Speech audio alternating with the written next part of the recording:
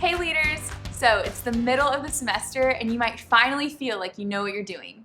You and your co-leader have probably figured out what activities your group enjoys, who the talkers are, and who likes pineapple on their pizza. However, it can be easy to get into a rut and do things just for the sake of doing them without giving thought to whether or not it's best for your group. So how do you know that your group is thriving instead of just surviving? Well, good question. Here are some characteristics that are generally true of healthy groups. First, you know your group is healthy when everyone talks, even the quiet ones.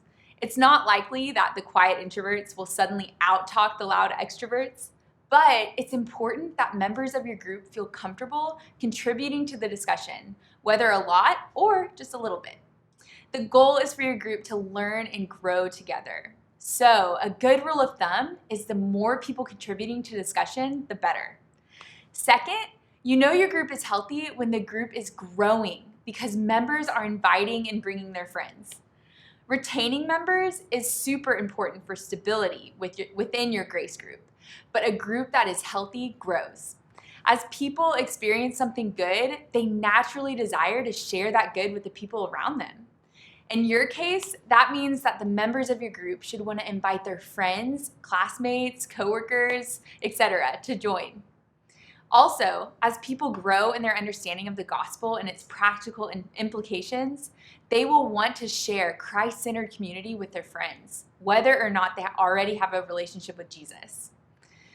Third, you know your group is healthy when people want to hang out outside of Bible study time.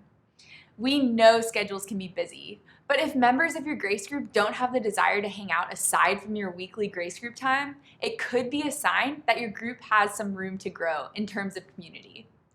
When members of the group develop genuine friendships with one another, they are much more likely to make the effort to see one another outside of their regularly scheduled time. This is the key difference between just a Bible study and a gospel-centered community.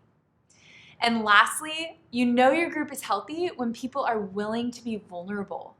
When your group members feel safe and loved in your group, they will likely also feel the freedom to share some of the deeper issues they are facing.